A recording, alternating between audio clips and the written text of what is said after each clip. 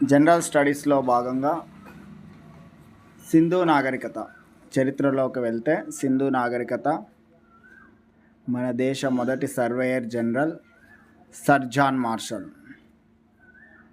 సింధు నాగరికత కాలం క్రీస్తు పూర్వం 2500 నుంచి 1750. హరప్పా నాగరికత ప్రధాన లక్షణం పట్టణ నాగరికత.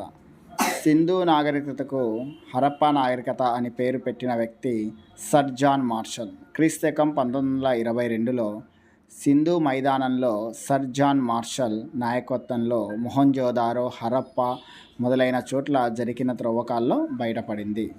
సింధు ప్రజల లిపి బొమ్మల లిపి లేదా చిత్రలిపి అంటారు.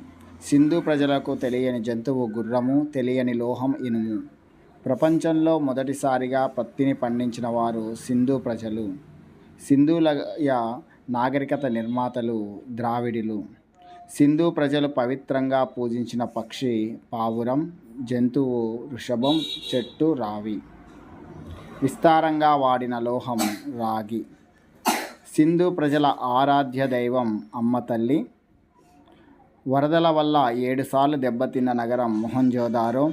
సింధు ప్రజల లిపి కుడి నుండి ఎడమకి, ఎడమ నుండి కుడికి పాము చుట్ట వలె రాయబడినచో దీనినే సర్పలేఖనం అని పిలుస్తారు.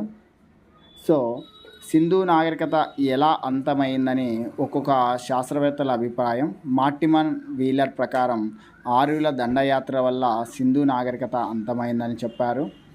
వరదల వల్ల సింధు నాగరికత అంతమైందని జిఎఫ్ డేల్స్ చెప్పారు. సింధు నాగరికతలో విస్తీర్ణం రీత్యా పెద్ద పట్టణం హరప్పా. సింధు ప్రజల రేవు పట్టణం అతిపెద్ద ఓడరేవు లోథాల్. చాలా ఇంపార్టెంట్. సింధు ప్రజల రేవు పట్టణం అతిపెద్ద ఓడరేవు లోథాల్. మొహంజోదారోలో అనగా సింధీ భాషలో మృత్యుల దిబ్బ అనే అర్థం.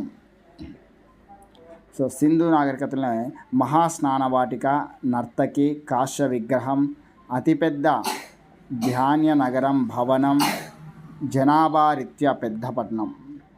సో ఎక్కడెక్కడ బయలుపడింది ప్రస్తుత ప్రాంతాలు నది. హరప్పా అనేది పంజాబ్, సో రావి నది వద్ద. మొహంజోదారో 1922 సింధు నది వద్ద.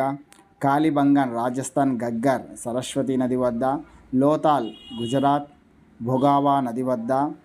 ధోల్పీరా కచ్ జిల్లా గుజరాత్ వద్ద. రోపార్ పంజాబ్ సట్లెజ్ నది వద్ద. రంగాపూర్ గుజరాత్ బదర్ నది వద్ద. భన్వాలి ఇస్సర్ జిల్లా, సో అది సరస్వతి రంగోయ్ నది వద్ద బయలుపడ్డాయి. ఇది సింధు నాగరికత యొక్క పూర్తి సమాచారం.